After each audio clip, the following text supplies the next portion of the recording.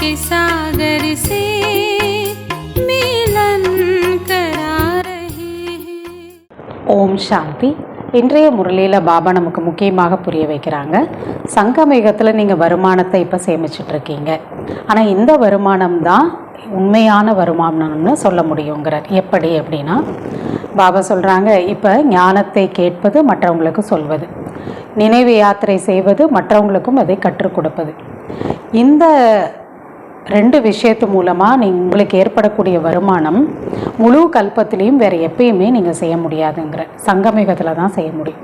இதனுடைய ஒரு பலன் பிராப்தியானது 21 பிறவிகளுக்கும் உங்களுக்கு வருது. இப்போ சம்பாதிக்கிற வருமானம் பாபா சொல்கிறாங்க, இதில் ஒரு பொழுதும் எந்த நஷ்டம் திவால் ஆகவே முடியாதுங்கிறார். ஏன்னா உண்மையிலும் உண்மையான தந்தை உண்மையான வருமானத்தை நான் செய்ய வைக்கிறேங்கிறேன். அதனால தான் பாபா சொல்கிறாங்க, மற்ற எந்த படிப்பு படித்தாலும் சரி, இப்போ வக்கீலுக்கு படிக்கிறாங்க அப்படின்னா படிப்பாங்க, அந்த பிறவிலே 20 வயசு வரைக்கும் படிக்கணும். அதுக்கப்புறமா அதுக்கான வருமானத்தை அந்த பிறவியில் மட்டும்தான் செய்ய முடியும். அடுத்த பிறவிக்கு திரும்பி முயற்சி தான் பண்ணணும். முன்னாடி பிறவியில் படித்ததோட பிராப்தி பலனை வருமானம் அடுத்த பிறவிக்கு வராது. ஆனால் பாபா சொல்கிறாங்க, அதனால தான் அந்த படிப்பு எவ்வளோ படித்தா கூட ஒரு பிறவிக்கு மட்டும்தான். ஆனால் உங்களுக்கு இந்த பிறவியில் நீங்கள் செய்யக்கூடிய வருமானம் 21 பிறவிகளுக்கும் வரும்.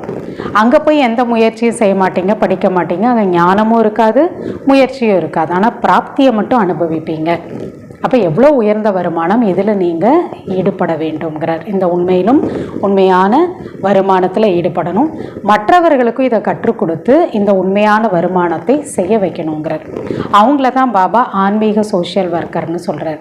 அப்போ தூய்மையாக இருக்கக்கூடியவர்கள் தான் இப்படிப்பட்ட ஆன்மீக சோஷியல் ஒர்க்கராக இருந்து மற்ற ஆத்மாக்களுக்கு நன்மை செய்ய முடியும். உலகத்தில் நிறைய சமூக சேவை செய்கிறவங்க இருக்கலாம், ஆனால் நீங்கள் மட்டும்தான் ஆன்மீக சோஷியல் ஒர்க்கர். நீங்கள் தான் நினைவு யாத்திரையில் இருக்கீங்க, மற்றவங்களையும் செய்ய வைக்கிறீங்கிற பக்தி மார்க்கத்தில் எவ்வளோலாம் அலைஞ்சிட்டீங்க, தீர்த்த யாத்திரைக்கு சென்றீங்க, ராமாயணம் அது போல் கதைகள்லாம் அவ்வளோ அன்போடு கேட்டீங்க. அதை கேட்கும்போது சிலர் அழுதுருவாங்க, சீதையை கடத்திட்டு போயிட்டாங்கன்னா. ஆனால் இதெல்லாம் செஞ்சு கூட எந்த ஒரு பலனும் பிராப்தியும் இல்லைங்கிற. ஆனால் இந்த படிப்பு மூலமாக பாபா சொல்கிறாங்க, எவ்வளோ உயர்ந்த ஒரு பிராப்தி. பத்தீத்தத்துலேருந்து நீங்கள் பாவனமாக மாறுறீங்க, தூய்மையாக ஆகுறீங்க. பாருங்கள், உங்களுக்கு எவ்வளோ அழகான ஒரு அலங்காரம் நடக்குது. இங்கேயும் உங்களுக்கு ஜடமூர்த்திகளுக்கும் அலங்காரம் பண்ணுறாங்க. பக்தி மார்க்கத்தில் நகைகள்லாம் போட்டு விடுறாங்க. அது அந்த விக்கிரகத்தோட சிலையோட அந்த மூர்த்தியோட நகைன்னு சொத்தாக வச்சுக்கிறாங்க. அதுக்கப்புறம் அதை அவங்க ட்ரஸ்டி எல்லாம் எடுத்துக்கிறாங்க. ஆனால் அதே போல் சைத்தன்யமாக நீங்கள் தேவி தேவர்களாக இருந்தீங்க, அப்பையும் உங்களுக்கு எவ்வளோ வைர வைடூரியங்கள்னால அலங்கரிக்கப்பட்டு இருந்தீங்க. எவ்வளோ உயர்ந்த பிராப்திங்கிறார். சத்தியுகத்தில் எல்லாமே முதல் தரமான பொருளாக இருக்கும். அது தானியங்களாக இருக்கட்டும், இல்லை நகைகளாக இருக்கட்டும், எல்லாமே ஃபஸ்ட் கிளாஸான பொருளாக அங்கே இருக்குங்கிறார் பாபா. மேலும் பாபா சொல்கிறாங்க, எவ்வளோ முடியுமோ அவ்வளோ இப்போ பாபாவை நினைவு செய்யணும். இந்த நினைவு யாத்திரையில் தான் முயற்சியே இருக்குது. ஏன்னா நினைவின் மூலமாக தான் பாவங்கள் அழியும். எவ்வளோ ஞானம் கேட்டாலும் புரிஞ்சாலும் மற்றவங்களுக்கு சொன்னாலும் பாவம் அழியாது. செய்த பாவங்கள் நினைவு செய்தால்தான் அழியும். அதனால் நினைவில் அவ்வளோ முயற்சி இருக்கணுங்கிறார். நிறைய குழந்தைங்க இதில் தான் ஃபெயில் ஆகிடுறாங்கங்கிற. அதனால் நினைவினுடைய முயற்சி எவ்வளோ முடியுமோ நினைவு செய்யுங்க. தந்தை மற்றும் ஆஸ்தி இது 2ஐயும் நீங்கள் நினைவு செய்து கொண்டே இருங்கிற. வாங்க பாபா சொல்லக்கூடிய முழுமையான முரளியை கேட்கலாம். ஓம் சாந்தி. 17/4/2026 காலை முரளி பாப்தாதா மதுவன். இனிமையான குழந்தைகளே, தூய்மை ஆனீர்கள் என்றால் ஆன்மீக சேவைக்கு தகுதி உடையவர்களாக ஆகிவிடுவீர்கள். ஆத்ம உணர்வுடைய குழந்தைகள் ஆன்மீக யாத்திரையில் இருப்பார்கள். மேலும் மற்றவர்களுக்கும் அந்த யாத்திரையை சேவிப்பார்கள். கேள்வி: சங்கமயுகத்தில் குழந்தைகளாகிய நீங்கள் வருமானம் செய்வதில் ஈடுபட்டிருக்கிறீர்கள். இதுதான் உண்மையான வருமானமாகும். எப்படி? பதில்: தற்போதைய வருமானம் 21 பிறவிகள் வரை நடக்கின்றது. இதில் ஒரு பொழுதும் திவாலாகவே முடியாது. ஞானம் கேட்பது மற்றும் கூறுவது, நினைவு செய்வது மற்றும் செய்விப்பது, இதுதான் உண்மையிலும் உண்மையான வருமானம். இதை உண்மையிலும் உண்மையான தந்தை தான் உங்களுக்கு கற்பிக்கிறார். இப்பேற்பட்ட ஒரு வருமானத்தை முழு கல்பத்திலும் யாருமே செய்ய முடியாது. வேறு எந்த ஒரு வருமானமும் கூடவே வராது. பாடல்: நான் அந்த வழியில் நடக்க வேண்டும். ஓம் சாந்தி. பக்தி மார்க்கத்தில் குழந்தைகள் நிறைய அலைந்து திரிந்து ஏமாற்றத்தை அடைந்து விட்டனர். சிவபாபா சொல்கிறார் நம்ம பக்தி பண்ணதை பார்த்து. பக்தி மார்க்கத்தில் மிகவுமே பாவனையுடன் யாத்திரையெல்லாம் செல்கிறார்கள். ரொம்ப அன்போடு செல்கிறாங்க. ராமாயணம், மகாபாரதம் அதுபோல் கதைகளை, சாஸ்திரங்களை படிக்கிறாங்க, கேட்கிறார்கள். அந்தளவு அன்புடன் அமர்ந்து கதைகளை எல்லாம் கேட்கிறார்கள். அப்பொழுது அழுகை கூட வந்து விடுகிறது. ராமாயணத்தை கேட்கும்போது ராமர் கஷ்டப்பட்டார், சீதையை கடத்திட்டு போயிட்டாங்க அப்படின்னா அதை கேட்டு அழக்கூட செய்கிறாங்க. இப்போ எங்களுடைய பகவானின் கீதை, அதாவது நம்ம எந்த ராமாயணத்தை நம்ம கேட்குறோமோ அந்த பகவான் ராம் நினைக்கிறாங்க. இப்போ அந்த ராமோட மனைவி அந்த சீதை, அந்த பகவதியை ராவணன் என்ற ஒரு அசுரன் எடுத்து சென்று விட்டான், கடத்தி சென்று விட்டான். பிறகு அப்போ அதை கேட்கக்கூடிய நேரத்தில் அப்படி அழவும் செய்கிறாங்க. இவையெல்லாம் கட்டுக்கதைகள் தான். ஆனால் இதெல்லாம் உண்மையில் நடந்ததா அப்படின்னா அப்படி நடக்கலை. ஆனால் நம்ம பக்தி மார்க்கத்தில் பல பிறவிகளாக இந்த கதைகள்லாம் கேட்டு வந்திருக்கோம். இதனால் எந்த நன்மையும் இல்லை. ஒவ்வொரு பிறவிலையும் கேட்டாலும், பல பிறவியில் நம்ம கேட்டுட்டு வந்தாலும், எந்த ஒரு எவ்வளோ நேரத்தை ஒதுக்கி நம்ம கேட்டாலும் எந்த ஒரு பலனும் அதில் இல்லை. ஹே பதீத்த பாவனரே வாருங்கள், எங்களுடைய துக்கம் போக்குங்கள், சுகம் நிறைந்தவர்களாக எங்களை ஆக்குங்கள் என்று முறையிடவும் செய்கிறார்கள். இதெல்லாம் பக்தி மார்க்கத்தோட விஷயங்களை பாபனம் புரிய வைக்கிறார்.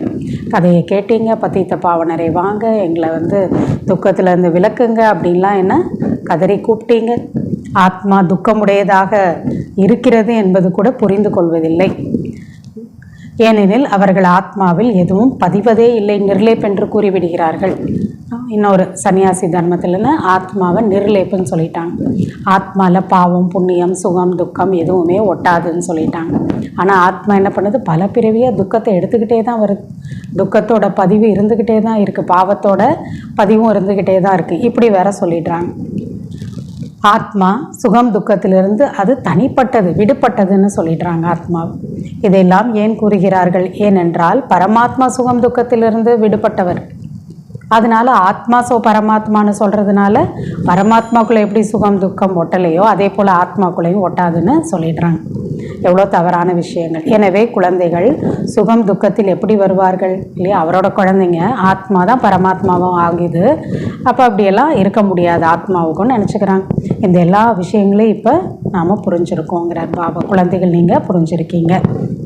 இந்த ஞான மார்க்கத்தில் கூட சில சமயம் கிரகச்சாரம் ஏற்பட்டு விடுகிறது, மற்றும் சில சமயம் ஏதாவது ஆகிவிடுகிறது. சில சமயம் ஆனந்தமாக இருக்கிறார்கள், சில சமயம் வாடிப்போட முகத்தோடு இருக்கிறார்கள். இங்கே கூட என்ன ஆகிடுது, ஏதாவது ஒரு மாயாவோட கிரகணம் பிடிச்சிடுச்சு அப்படின்னா, மாயா கடுமையாயிட்டாங்கன்னா முகம் வாடி போயிடுறாங்க. இது மாயைக்கு கூட நமக்கு ஏற்படக்கூடிய யுத்தம்ங்கிறார். மாயை மீது தான் நீங்கள் இப்போ வெற்றி அடைய வேண்டும். எது நம்மளுக்கு துக்கம் கொடுக்குதோ அது மேலே தான் இப்போ நம்ம வெற்றி அடையணும். மூர்ச்சை அடையும் பொழுது மன்மனா பவ என்ற சஞ்சீவினி மூலிகை அளிக்கப்படுகிறது. லக்ஷ்மணுக்கு அப்படி காட்டியிருக்காங்க. மயக்கம் போட்டார், இப்போ அனுமன் போய் சஞ்சீவினி மலையை எடுத்துகிட்டு வர்றார். அப்போ பாபா சொல்கிறாங்க, அந்த சஞ்சீவினி மருந்து என்னென்னா மன்மனா பவ. மனதை வேறு எங்கேயும் வைக்காமல், வேறு எதுலேயும் ஈடுபடுத்தாமல் என்னிடம் உங்கள் மனதை ஈடுபடுத்துங்க, என்னிடம் உங்கள் மனதை கொடுத்துருங்க, மன்மனா பவ. இதுதான் சஞ்சீவினி மருந்துங்கிற. அப்போ நீங்கள் எல்லா மயக்கத்துலேருந்தும் விழிச்சிடலாம். பக்தி மார்க்கத்தில் நிறைய விஸ்தாரம் இது போல் இருக்குது, கதைகளும் இருக்குது. தேவதைகளோட ஒரு சித்திரங்கள், சிலைகள், அதெல்லாம் எவ்வளவு அலங்காரம் செய்கிறாங்க. உண்மையான நகையெல்லாம் அதுக்கு உண்மையான தங்கத்தெல்லாம் போட்டு அலங்காரம் செய்கிறாங்க. அந்த நகையோ தெய்வத்தின் சொத்தாக ஆகிவிடுகிறது. எதை வச்சு அலங்காரம் பண்ணுறாங்களோ அந்த சிலை விக்கிரகத்துக்கு அது அந்த கோயிலோட அந்த மூர்த்தியோட நகையாயிடுது. விக்கிரகத்தின் சொத்து பிறகு பூஜாரி அல்லது ட்ரஸ்டியினுடையதாக ஆகிவிடுகிறது இல்லையா? அவங்களோடதுன்னு தான் அது ஆயிடுது.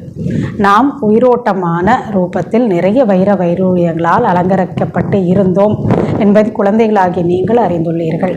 இப்போ ஜட சித்திரங்களுக்கு, ஜட சிலைகளுக்கு அலங்காரம் பண்ணுறாங்க. ஆனால் நீங்கள் சத்தியுகத்தில் தேவி தேவதையாக இருந்தபோது பாபா சொல்கிறாங்க, நீங்கள் சைத்தன்யமாக உங்கள் சரீரத்திற்கு வைடூரியங்கள்னால அலங்காரம் நடந்து டெய்லி அப்படி தான் இருந்தீங்கன்னு பாபா நமக்கு புரிய வைக்கிறார். பிறகு பூஜாரியாக ஆகும் பொழுது கூட நிறைய நகைகளை அணிந்து கொள்கிறீர்கள். துவாபரயுகத்திலிருந்து இப்பொழுது எதுவும் இல்லை. அப்படிப்பட்ட நாம் இப்போ தான் இப்படி ஆயிட்டோன்னு சொல்கிறார் பாபா. இப்பொழுது எதுவுமே இல்லாமல் ஆயிட்டீங்க. உயிரோட்டமான ரூபத்திலும் நீங்கள் அணிந்திருந்தீர்கள். அதாவது சைத்தன்யமாகவும் நீங்கள் நிறைய நகைகள் அலங்காரம் செய்த சைத்தன்ய தேவி தேவர்களாக சத்தியுகம் திரைத்தகத்தில் இருந்தீங்க. பிறகு ஜட ரூபத்திலேயும் உங்களுக்கு அதெல்லாம் அணிவிக்கப்பட்டது. இப்பொழுது தான் எந்த நகையும் இல்லைங்கிற முற்றிலும் சாதாரணமாக இருக்கிறீர்கள். இந்த சங்கமயுகத்தில் பாபா சொல்கிறாங்களே, வனவாசத்தில் இருக்கீங்க, முற்றிலும் சாதாரணமாக. நான் சாதாரண உடலில் தான் வருகின்றேன் என்று தந்தையும் கூறுகிறார். எந்த ஒரு ராஜ்யம் அப்படிப்பட்ட ஒரு ஆடம்பரம் இங்கே இருப்பதில்லை. இங்கே பரமாத்மா ஸ்வயம் வந்தாலும் ராஜ்யத்தில் ஒரு ராஜானா எப்படி இருப்பார்? அந்த அளவுக்கு கூட சிவபாபா எந்த ஒரு சுயம் பகவான் எந்த ஆடம்பரமும் இல்லாமல் ரொம்ப சாதாரணமாக இங்கே இருக்கார். சன்னியாசிகள் கூட எவ்வளவு ஆடம்பரமாக இருக்கிறார்கள். அப்படின்னா பாபா சொல்கிறாங்க, சன்னியாசிகள்னு பார்த்தோன்னா அவங்க நிறைய மாலையெல்லாம் கையில், ருத்ராட்ச மாலையெல்லாம் கழுத்தில் கையில் போட்டிருப்பாங்க. அதுக்கப்புறம் ஜடாமுடி வச்சுருப்பாங்க, காதில் ஏதாவது போட்டிருப்பாங்க. பாபா சொல்கிறாங்க அந்த ட்ரெஸ் எல்லாம் கூட அவங்களோடது வந்து அந்த காவி உடை இருக்கும். ஸோ இதெல்லாம் கூட இருக்கும். ஆனால் நம்ம சிவபாபா எவ்வளோ சிம்பிளான உடலில் வந்திருக்காரு. அவருடைய சரீரத்துக்கு எந்த அலங்காரமும் எதுவுமே செய்யப்படுறதில்லை. உண்மையில் சத்தியுகத்தில் ஆத்மாக்களாகிய நாம் எப்படி தூய்மையாக இருந்தோம் என்பதை நீங்கள் இப்பொழுது புரிந்திருக்கிறீர்கள். நம்முடைய உடல் கூட ரொம்ப தூய்மையாக இருந்தது. அவர்களுடைய அடையாளம் எவ்வளவு வந்து உயர்ந்ததாக இருந்தது. அந்த அளவுக்கு பாபா நேச்சுரல் பியூட்டிங்கிற அலங்காரம் கூட எவ்வளோ அழகாக அங்கே டெய்லி வந்து அங்கே செய்து கொள்வோம். சத்தியுகத்தில் யாராவது அழகாக இருக்கிறாங்கன்னா இந்த உலகத்தில் கூட அவங்கள தேவதை போலன்னு சொல்கிறாங்க. அவர்களுக்கு அலங்காரத்தினுடைய ஆர்வம் கூட இந்த உலகத்தில் எல்லாருக்கும் இருக்குது. நீங்கள் கூட அழகாக இருக்கும் பொழுது மிகவும் நல்ல நல்ல நகைகளை எல்லாம் அணிந்து கொண்டிருந்தீர்கள். எப்போ? தூய்மையாக இருக்கும்போது. வைரங்களினுடைய பெரிய மாலைகள்லாம் நீங்கள் அணிந்து கொண்டிருந்தீர்கள். சத்தியுகத்தில் எப்படி இருந்தோன்னு பாபா நமக்கு சொல்கிறார். இங்கே ஒவ்வொரு பொருளும் கருப்பாக இருக்கிறது, பதீத்தமாக இருக்குது, கலப்படத்தோடு இருக்குதுங்கிற. அங்கே எப்படி இருக்கும்? எல்லாமே ஃபஸ்ட் கிளாஸாக இருக்கும். பாருங்கள், பசுக்கள் கூட கருப்பாக ஆகிவிட்டது. பாபா ஸ்ரீநாத் துவாரகையெல்லாம் செல்லும் பொழுது மிகவும் நல்ல நல்ல பசுக்கள் இருந்தன, நல்ல வெண்மையாக இருக்கும். கிருஷ்ணனுடைய பசுமாடு கூட நன்றாக காண்பிக்கிறார்கள் அல்லவா? நல்ல வெள்ளை வெண்மையான ஒரு மாடாக நல்லா பார்க்குறதுக்கு அழகாக காண்பிக்கிறாங்க.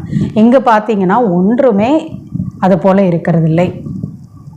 ஒன்று அப்படி இருக்குது, இன்னொன்று அப்படி இருக்குது. ஏனென்றால் இது கலியுகமாக இருக்கின்றது.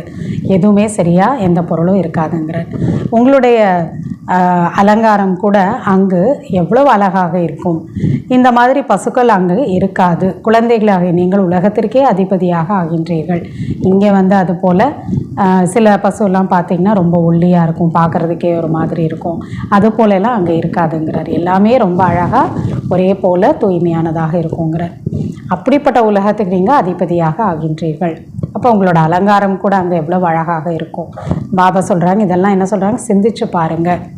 பசுக்கள் அவசியம் இருக்க வேண்டும் அல்லவா? அங்கே பசுக்களினுடைய சாணம் கூட எப்படி இருக்கும்? நறுமணம் வீசும்பர். அது கூட வந்து ரொம்ப நல்லதாக இருக்கும்.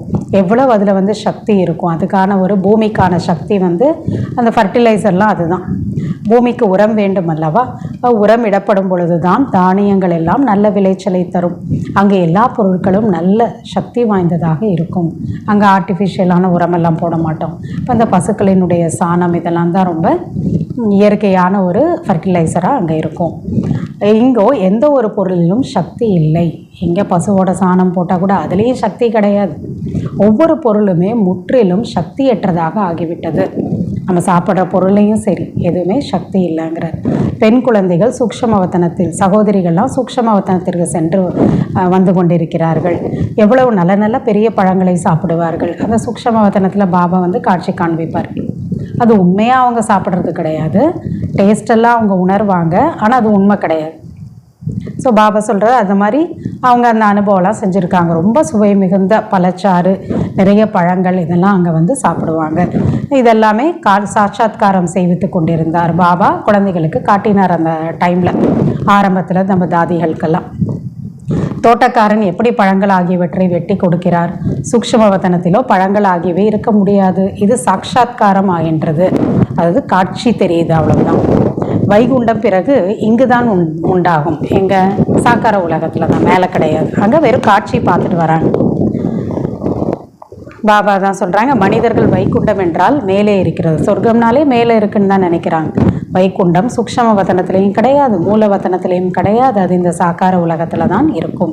சகோதரிகள்லாம் சாட்சாத்காரம் செய்கிறார்கள். அதே பிறகு இந்த கண்களாலும் பார்ப்பார்கள். சாக்காரமாக உண்மையாக பார்க்க போகிறோம். எப்படி பதவியோ அப்படி பொருட்கள் இருக்கும் இல்லையா? யாருக்கு ராஜானா அவருக்கு யூஸ் பண்ணக்கூடிய ஃபர்னிச்சர் பொருள்லாம் ரொம்ப மேலானதாக இருக்கும். சாதாரண பிரஜைகள்னால் அவங்களுக்கு தகுந்த மாதிரி இருக்கும். ராஜாக்களோட அரண்மனை எல்லாம் பாருங்கள், எவ்வளோ அழகழகானதாக அங்கே இருக்கும். ஜெய்ப்பூரில் மிக நல்ல நல்ல அரண்மனைகள் இந்த கலியுகத்தில் கூட அமைக்கப்பட்டிருக்கு. அரண்மனைகளை பார்ப்பதற்கு மட்டும் மனிதர்கள் எவ்வளோ பேர் அதுக்கு போகிறாங்க. இருந்தாலும் அங்கே என்ன பண்ணுறாங்க, கட்டணம் எல்லாம் ஃபீஸ் எல்லாம் வசூலிக்கிறாங்க. குறிப்பாக இந்த ஜெய்ப்பூர் அரண்மனை பார்ப்பதற்கு எவ்வளவு கட்டணமெல்லாம் வசூலிக்கிறார்கள். அவர்கள் பிறகு வேறு மாளிகைகளில் இருக்கிறார்கள். அதுவும் இப்பொழுது கலியுகத்தில் இருக்கிறார்கள். அந்த ராஜவம்சம்லாம் என்ன பண்ணுறாங்க, அதெல்லாம் அரசாங்கத்துக்கிட்ட ஒப்படைச்சிட்டு அவங்க இப்போ வேறு இடத்துல இருக்கிறாங்க. இது இருப்பதே பத்தீத்தமான உலகம். யாருமே தங்களை பத்தீத்தமானவர் என்று நினைக்கிறார்களா என்ன? எல்லா ஆத்மாவும் பத்தீத்தம் ஆயாச்சு. ஆனால் தன்னை அப்படி புரிஞ்சுக்க மாட்டேங்கிறாங்க, நம்ம இப்படி ஆயிட்டோன்னு.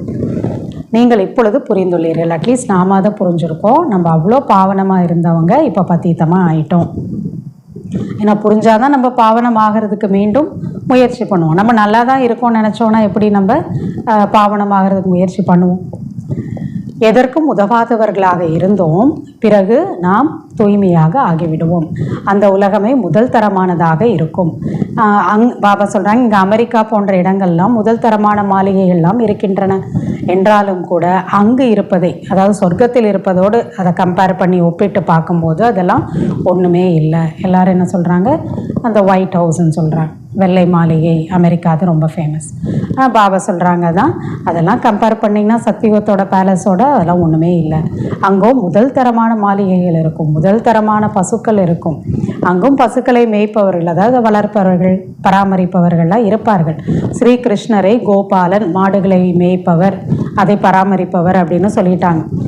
ஆனால் அவர் அங்கே போயிட்டு மாடெல்லாம் மேய்க்கல, மாடெல்லாம் அவர் பராமரிக்கல. இங்கே தான் என்ன பண்ணுறாரு, அவர் ஞான பசுக்கள்னால் நாம தான் எல்லாரும். அவங்களுக்கு ஞான பாலனை கொடுக்குறாரு. யார்? சிவபாபா பிரம்மா மூலமாக. பாபா தான் சொல்கிறாங்க, இதெல்லாம் நம்ம புரிந்து கொள்ள வேண்டிய விஷயங்களாக இருக்குது.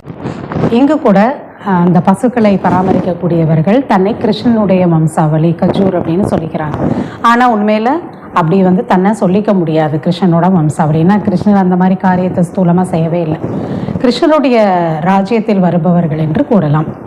செல்வந்தர்களிடம் பசுக்கள் இருந்தது என்றால் அவற்றை பராமரிப்பதற்காக அந்த பணியாளர்கள் இருப்பாங்க. அவங்கள குசூர் அப்படின்னு சொல்லுவாங்க. அந்த அந்த அது சத்தியுகத்தில் அந்த பெயர் இருக்கப்பட்டது. சத்தியுகத்திலும் என்ற பெயர் சத்தியுகத்திலே அது போல் தனியாக அவங்களுக்குன்னு ஒரு பெயர் வச்சுருப்பாங்க. இதெல்லாம் சத்தியுகத்தில் இருந்த விஷயங்கள். நேற்றைக்கு நாம் அப்படி இருந்தோம், ஆதி சனாதன தேவி தேவதா தர்மத்தை சேர்ந்தவர்களாக. பிறகு நாம் பத்தீத்தமாக ஆகி தங்களை இந்து என்று சொல்லி கொண்டிருக்கிறோம். நீங்கள் ஆதி சனாதன தேவி தேவதா தர்மத்தை சேர்ந்தவர்களாக இல்லை இந்து தர்மத்தை சேர்ந்தவர்களாக இருக்கின்றீர்களா என்று மற்றவங்ககிட்ட கேளுங்க. நீங்கள் எந்த தர்மத்தை சேர்ந்தவங்க? ஆதி சனாதன தேவி தேவதா தர்மமா இல்லை நீங்கள் இந்து தர்மமா? தற்காலத்தில் எல்லாருமே இப்போ இருக்கக்கூடிய நேரத்தில் தன்னை இந்து என்று தான் எழுதிவிடுகிறார்கள். இந்த தர்மத்தை யார் ஸ்தாபனை பண்ணுறது?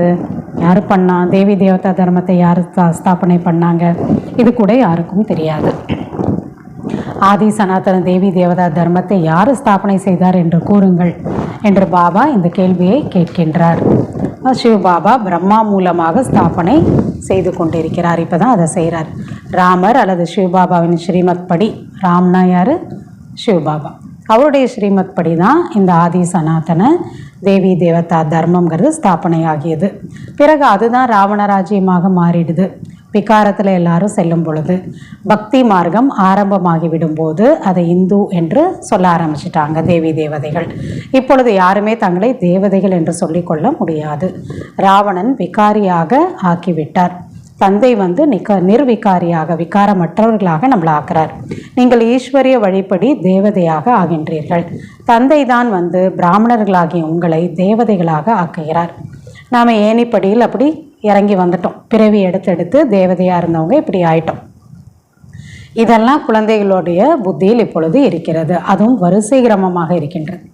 எல்லாருமே ஒரே போல் புரிஞ்சுக்கிறது இல்லை. பாபா சொல்கிறாரு, ஆனால் புரிஞ்சுக்கிறதுல நம்புற வயசு இருக்குது. மற்ற எல்லா மனிதர்களும் அசுர வழிப்படி நடந்து கொண்டிருக்கிறார்கள் மற்றும் நீங்கள் ஈஸ்வரிய வழிப்படி நடந்து கொண்டிருக்கிறீர்கள். உலகம் ஒரு வழியில் நடக்குது, நீங்கள் ஈஸ்வரன் காட்டக்கூடிய வழியில் நடக்கிறீங்க. ராவணனுடைய வழியினால் கீழே இறங்கி இறங்கி வந்துட்டேங்க. ஒவ்வொரு பிறவிலையும் ஆத்மா ரொம்ப கீழே பத்தீத்தமாயிடுச்சு. 84 பிறவிகளுக்கு பிறகு மீண்டும் முதல் நம்பர் ஜென்மம் ஏற்படும். ஃபஸ்ட்டு பிறவிக்கு நாம் இப்போ போக போகிறோம். அப்போ ஈஸ்வரன் கொடுத்த அந்த ஈஸ்வரிய புத்தியினால் முழு சிருஷ்டியினுடைய முதல் இடை கடையை இப்போ அறிந்து கொண்டீர்கள். இந்த உங்களுடைய வாழ்க்கை மிகவும் விலைமதிக்க முடியாதது. இதில் தான் உங்களுக்கு தைரியம் என்பது இருக்கிறது. எதுக்கு? தூய்மையாகிறதுக்கு. தந்தை நம்மை எவ்வளவு தூய்மையாக ஆக்குகிறார். நாம் ஆன்மீக சேவைக்கு தகுதி உடையவர்களாக ஆகின்றோம். அவர்கள் ஸ்தூலமான சமூக சேவை செய்பவர்களாக இருக்கிறார்கள், சோஷியல் ஒர்க்கர்ஸ். பாபா நம்மளை என்ன சொல்கிறார்? நீங்களாம் ஸ்பிரிச்சுவல் சோஷியல் ஒர்க்கராக இருக்கீங்க. தேக அபிமானத்தில் அவர்கள் இருக்கிறார்கள். நீங்கள் ஆத்ம உணர்வுடையவர்களாக இருந்து சேவை பண்ணுறீங்க. ஆத்மாக்களை ஆன்மீக யாத்திரையில் கூட்டி செல்கிறீர்கள். அவங்கெல்லாம் ஸ்தூலமான யாத்திரை, தீர்த்த யாத்திரைக்கு கைடாக இருந்து கூட்டிகிட்டு போகிறாங்க. நீங்கள் பரம்தாமத்திற்கு சென்று பாபாவை நினச்சி தூய்மையாகிறதுக்கான ஆன்மீக யாத்திரையை கற்றுக் கொடுக்குறீங்க. பாபா சொல்கிறாங்க, நீங்கள் சதோ பிரதானமாக இருந்தீர்கள், இப்பொழுது தமோ பிரதானமாக ஆகிவிட்டீர்கள் என்று பாபா புரிய வைக்கிறார். சதோ பிரதானமாக இருப்பவர்களுக்கு பாவனமானவர்கள் என்றும், தமோ பிரதானமாக இருப்பவர்களுக்கு பதீத்தமானவர்கள் என்றும் கூறப்படுகிறது. ஆத்மாவில் தான் துருப்படிந்துள்ளது. இதில் கிடையாது, உடலில் கிடையாது. அதனால் போய் எங்கே குளித்தாலும் அழுக்கு போகாது. ஆத்மாவை தான் சதோ பிரதானமாக ஆக்க வேண்டும். எப்படி ஆக்கிறது? எவ்வளவு பாபாவோட நினைவில் இருப்பீர்களோ அந்த அளவுக்கு ஆத்மா தூய்மையாக ஆகும். இல்லை என்றால் குறைவான தூய்மையுடையவர்களாக தான் இருக்க முடியும். பாவங்களோட சுமை தலை மீது அப்படியே இருந்துவிடும். ஆத்மாவில் அப்படியே இருந்துடும், அழியவே அழியாது. இப்போ நினைவு செய்தால் தானே அழியும். ஆத்மாக்கள் எல்லோருமே தூய்மையாக ஆகிவிட வேண்டும். பிறகு ஒவ்வொருத்தருடைய பாகமும் தனித்தனியாக இருக்குது. யார் எவ்வளவு சதோ பிரதானம் ஆகிறாங்களோ அந்த அளவுக்கு பதவி அடைவாங்க. எல்லோருமே ஒரே போல தூய்மையாக ஆக முடியாது, ஒரே போல பதவியும் அடைய முடியாது. எல்லாவற்றையும் விட உயர்ந்தது பாபாவோட பார்ட். பிறகு பிரம்மா சரஸ்வதியோட பார்ட். இந்த சிருஷ்டியில் கூட நம்பர் 1 நடிப்பை நடிக்கக்கூடியவர் சிவபாபா. அதுக்கப்புறம் பிரம்மா சரஸ்வதி. யார் ஸ்தாபனை செய்கிறார்களோ அவர்களே பாலனை செய்கிறார்கள். லக்ஷ்மியா நாராயணா அதான் விஷ்ணுன்னு சொல்கிறோம். சத்தியுகத்தில் பாலனை என்பது நடக்குது. அப்போ பெரிய ஒரு பார்ட் என்பது அவருடையதாகும். முதலில் சிவபாபா, பிறகு பிரம்மா சரஸ்வதி இல்லையா? அவங்க தான் ஸ்தாபனையிலையும் ஹெல்ப் பண்ணுறாங்க, பாலனையும் பண்ணுறாங்க. இவர்கள் புனர்ஜென்மத்தில் வருகிறார்கள். யார்? பிரம்மா சரஸ்வதி. சங்கரன் சூக்ஷ்ம ரூபத்தை மட்டும் தாரணை செய்கிறார். சங்கரனுக்கு இந்த சாக்கார உலகத்தில் எந்த பார்ட்டும் கிடையாது. சூக்ஷ்மமாக விநாசத்திற்கான ஒரு அடையாளமாக சங்கரை காமிச்சிருக்காங்க, அவ்வளோதான். சங்கர் யாரோ ஒருத்தருடைய உடலை கடனாக எடுக்கிறார் என்பது கிடையாது. அப்படியெல்லாம் அவர் பார்ட்டை நடிக்கிறதுக்கு வரதே இல்லை. யார் போல்? சிவபாபா போல். ஆனால் கிருஷ்ணனுக்கு அவருக்குன்னு தனக்கென்று சரீரம் என்பது இருக்குது, அவருக்கு பாட்டு நடிப்பும் இருக்குது. இங்கு சிவபாபா உடலை கடனாக எடுக்கிறார், கொஞ்சம் நேரத்துக்கு தற்காலிகமாக யூஸ் பண்ணுறார். பதீத்தமான சரீரம் பதீத்தமான உலகத்தில் முக்தி, ஜீவன் முக்திக்கு நம்மை அழைத்து செல்வதற்காக சேவை செய்கிறார். முதலில் முக்தியில் செல்ல வேண்டும், பரம்தாம் போன். நாலேஜ்ஃபுல்லானவர் ஒரே ஒரு தந்தை தான், பதீத்த பாவனரும் அவர்தான். அவரை தான் சிவபாபா என்று கூறுகிறோம், சிவ தந்தை. சங்கரனை பாபா என்று கூறினால் நன்றாக இல்லை. சிவபாபா தான், சங்கர் பாபா கிடையாது, அவருக்கு பாற்றும் கிடையாது. சிவபாபா என்ற வார்த்தை மிகவும் இனிமையானதாக இருக்கின்றது. சிவனுக்கு ஒரு சிலர் எருக்கம் பூவை அர்ச்சனை எல்லாம் செய்கிறாங்க, ஒரு சிலர் வேறு எதையோ செய்கிறார்கள். வில்வம் இல்லையா, அந்த மாதிரி அரளிப்பூ, எருக்கம் பூ இதெல்லாம் வைப்பாங்க. ஒரு சிலர் பால் கூட அபிஷேகம் செய்கிறார்கள். தந்தை குழந்தைகளுக்கு அநேக விதமான விஷயங்களை விளக்கம் அளித்து கொண்டிருக்கிறார். எல்லாமே யோகத்தின் ஆதாரத்தில் தான் இருக்கின்றது என்று குழந்தைகளுக்கு புரிய வைக்கப்படுகிறது. எல்லாத்தையும் புரிஞ்சுக்கணும், அப்புறம் என்ன பண்ணணும்? அவரை நினைவு செய்து தூய்மையாகணும். அதுதான் சாரம். யோகத்தினால் தான் விகர்மங்கள் விநாசமாகும், செய்த பாவம் அழியும். யோகம் உடையவர்களுக்கு ஞானத்தின் தாரணை நன்றாக ஆகும். யோகா பண்ணோன்னா ஞானத்தை கடைபிடிக்கிறதும் ஈஸிங்கிற. தங்களுடைய தாரணையில் நடந்து கொண்டே இருப்பார்கள். ஏனெனில் மற்றவர்களுக்கும் நாம் கூற வேண்டியதாக இருக்கும் அல்லவா? இல்லையா? மற்றவங்களுக்கு என்ன சொல்கிறோமோ அதை நாம் முதல்ல தாரணையும் செய்திருக்கணும். பாபா சொல்லக்கூடியது எல்லாமே புதிய விஷயங்கள் தான். பகவான் யாருக்கு டைரக்டாக ஞானத்தை கூறினாரோ அவர்கள்தான் இப்பொழுதும் கேட்கிறார்கள். ஏற்கனவே கேட்டோம், இப்பயும் நம்ம கேட்குறோம். பிறகு இந்த ஞானம் இருப்பதில்லை, இது மறைஞ்சு போயிடும். சங்கமேகத்தோட தாரணை ஆகிறது. பிறகு பலனை அனுபவம் செய்யும் பாகம் நடிக்க வேண்டியதாக இருக்கிறது. ஞானத்தை கேட்டோம், முயற்சி பண்ணோம், இதனுடைய பலன் அப்புறம் அங்கே போயிட்டு நம்ம அனுபவிக்கிறோம். ஞானம் கேட்பது மற்றும் மற்றவங்களுக்கு கூறுவது, இது இப்போ தான் நடக்குது. சத்தியுகத்தில் இந்த ஒரு பார்ட் நமக்கு இருக்காது. கேட்கவும் மாட்டோம், மற்றவங்களுக்கு சொல்லவும் மாட்டோம். அங்கோ பலனை அனுபவிக்கக்கூடிய நேரம், அந்த பாகம் தான் அங்கே முயற்சிக்கான பாகம் இல்லை, பிராப்தியை அனுபவிக்கிறதுக்கான பார்ட். மனிதர்கள் சட்டவியல்லாம் படிக்கிறாங்க, பின்ன வழக்கறிஞர்களாக ஆகி சம்பாதிக்கிறாங்க. இது எவ்வளோ பெரிய சம்பாத்தியமாகும், இது உலகத்துக்கு யாருக்கும் தெரியாது. பல படிப்பை படித்து கஷ்டப்பட்டு அப்புறம் சம்பாதிக்கிறாங்க. ஆனால் இந்த படிப்பு ஈஸியான படிப்பு, ஆனால் பல பிறவிக்கு பலனை கொடுக்கக்கூடிய படிப்புங்கிறது வேறு யாருக்கும் தெரியாது. மற்ற படிப்போட வேல்யூலாம் டாக்டர் படிங்க, இந்த இன்ஜினியரிங் படிங்க, அட்வொகேட்டுக்கு படிங்க, நிறைய சம்பாதிக்கலாம்னு சொல்கிறாங்க. ஆனால் இந்த படிப்பை படித்தா எவ்வளோ சம்பாதிக்கலாம்னு யாருக்கும் தெரியறதில்ல.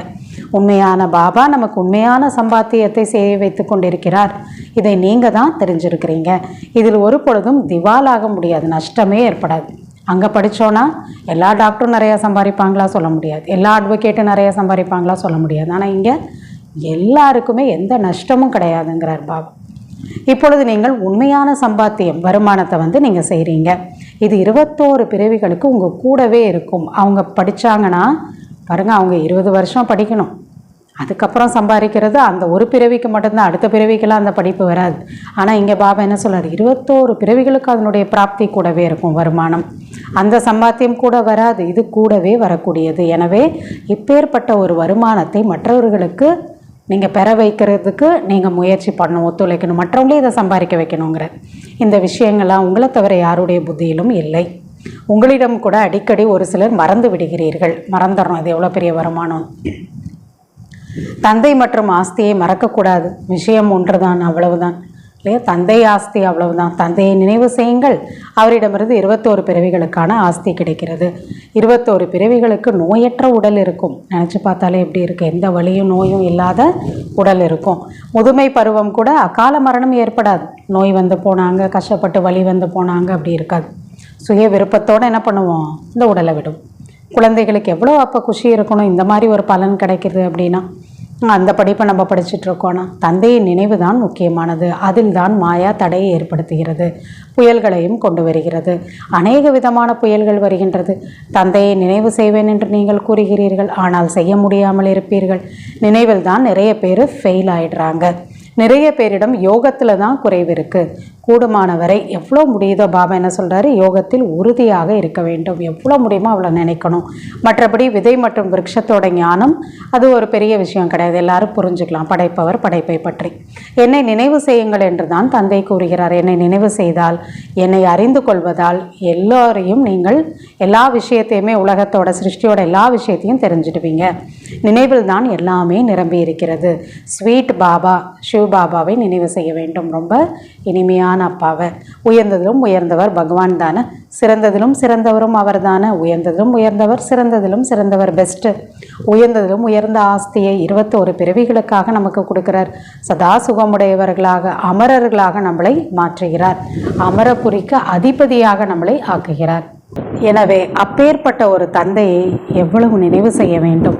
தந்தையை நினைவு செய்யவில்லை என்றால் மற்ற எல்லாமே நினைவிற்கு வந்துவிடும். பாபாவை நினைக்கலன்னா முழு உலகமும் குப்பையும் அப்புறம் மனசில் வந்துடும். அச்சா, இனிமேலும் இனிமையான காணாமல் போய் கண்டெடுக்கப்பட்ட செல்ல குழந்தைகளுக்கு தாயும் தந்தையுமான பாப் தாதாவின் அன்பு நினைவுகள் மற்றும் காலை வணக்கம்.